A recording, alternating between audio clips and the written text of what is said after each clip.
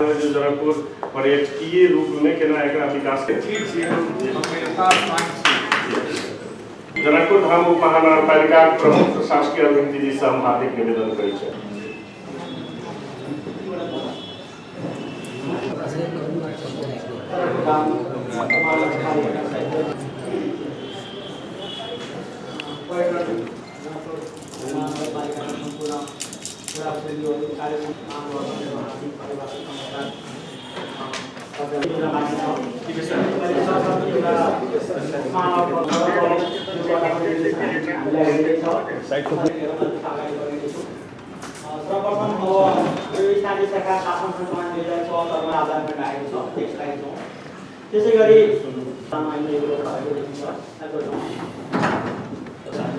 अन्य कुरानी मेरो वक्तव्यको जाने छ।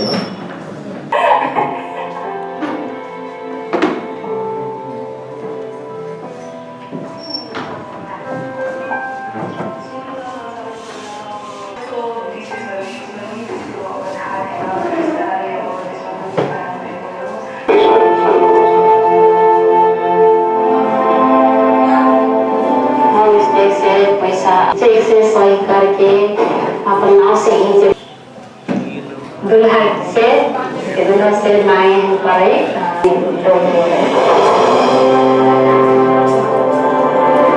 कुनै तरिका से भावी पुस्ताले हस्तान्तरण कर सकेको देखि अपन जन्म सफल आम समुदाय यो तीनटै मिलेर चाहिँ जब हामी सहकार्य गर्छौं, जब हामी साझेदारीमा काम गर्छौं, निश्चय नै त्यो ठाउँ जति गहिरोमा, जति प्रभावकारी रूपमा, जति परिणामदायी रूपमा चाहिँ हामी अगाडि त्यो काम गर्छौं, त्यति समाजले फाइदा पाउँछ।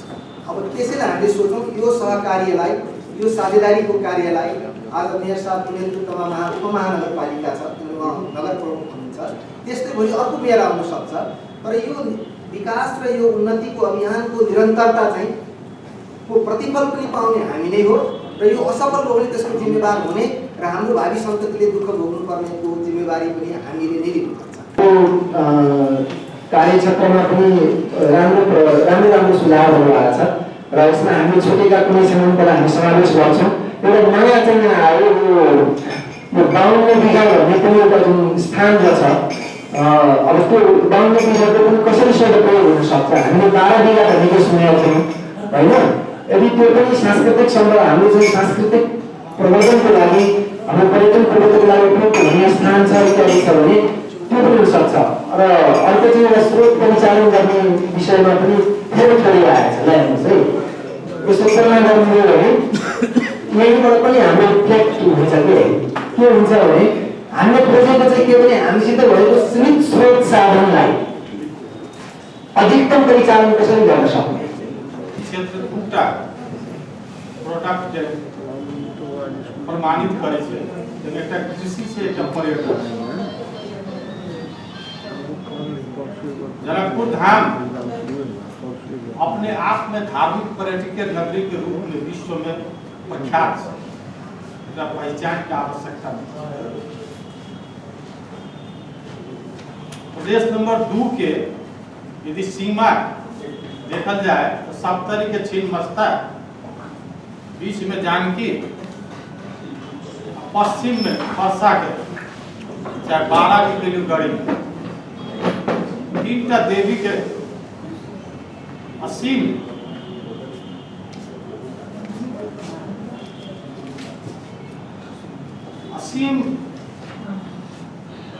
आशीर्वाद हमरा सबके प्राप्त।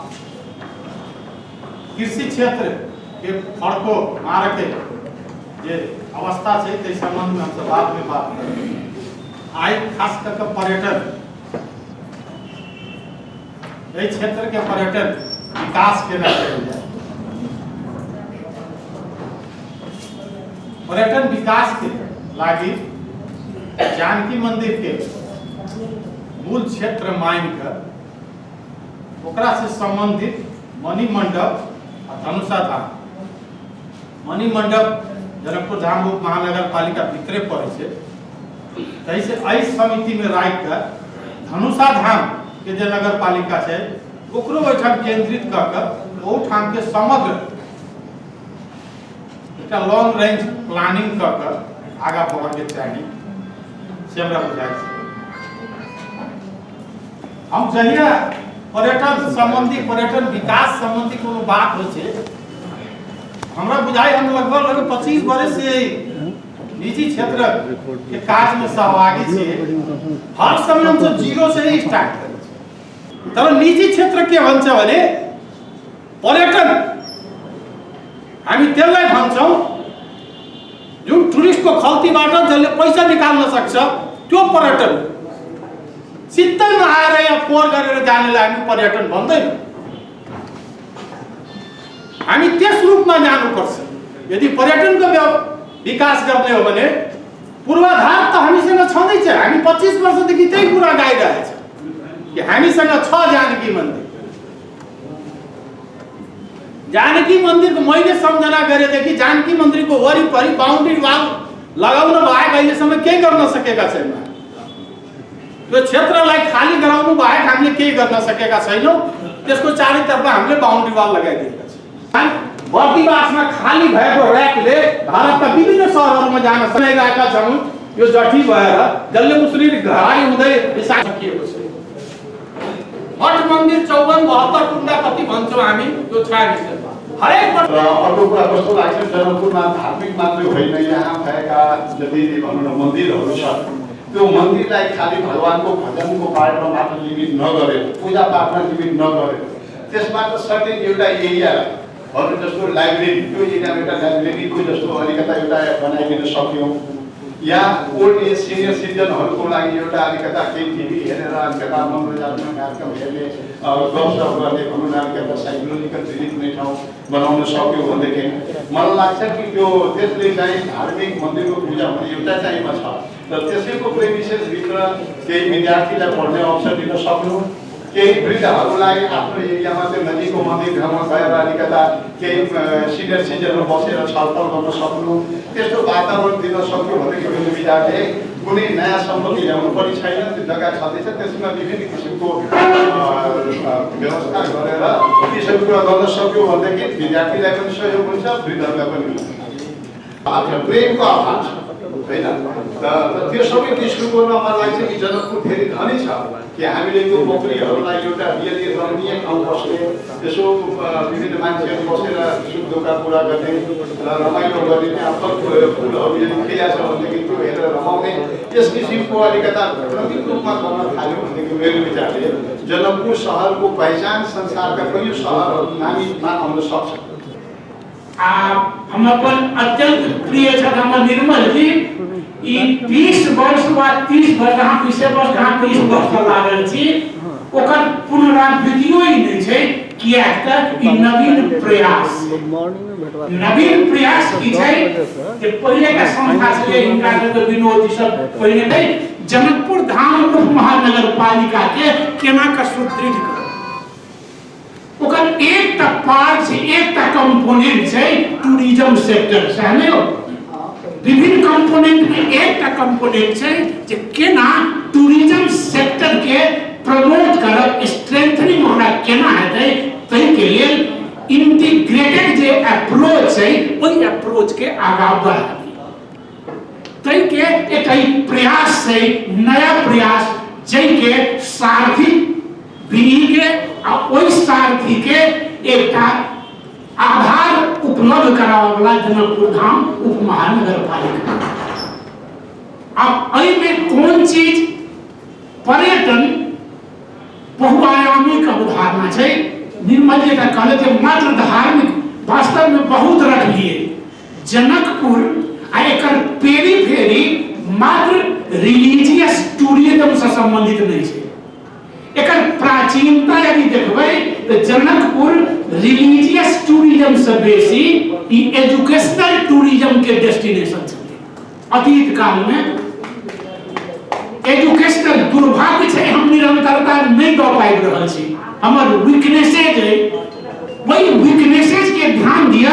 ई एखनो एकटा डेस्टिनेशन छै टूरिज्म में तीनटा महत्वपूर्ण factor place of origin place of destination आ जे टूरिस्ट हो जे एक्टर रियल एक्टर।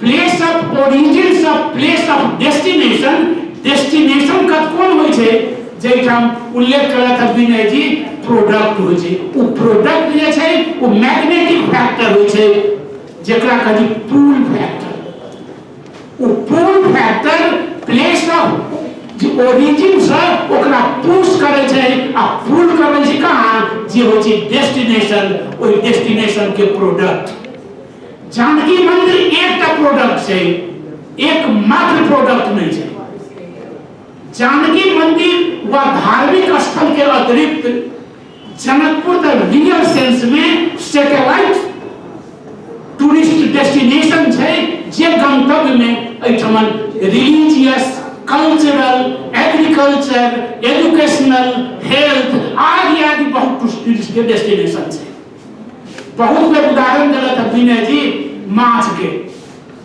हम सस्टेन नहीं कर छी जनकपुर के जे मत्स्य पालन एखन नाम पर दोसर छी मत्स्य मानव विकास केंद्र नाम देने छी लेकिन मत्स्य पालन केंद्र के हम सुव्यवस्थित नहीं कर सकल छी अही जिला के ननुपति के हमारे नंद कुमार जी वही तुम से आए थे मुखिया कौन मुखिया थे तीनों